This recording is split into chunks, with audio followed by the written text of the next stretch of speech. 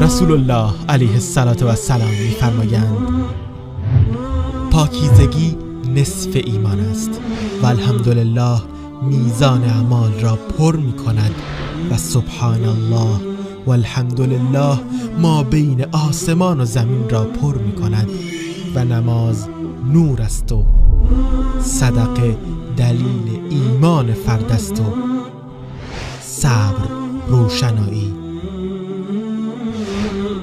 و قرآن دلیلی است برای تو یا بر ضد تو. همه مردم روزانه در حرکتند و در این حرکت یا خودشان را نابود می کنند یا نجات می دهند.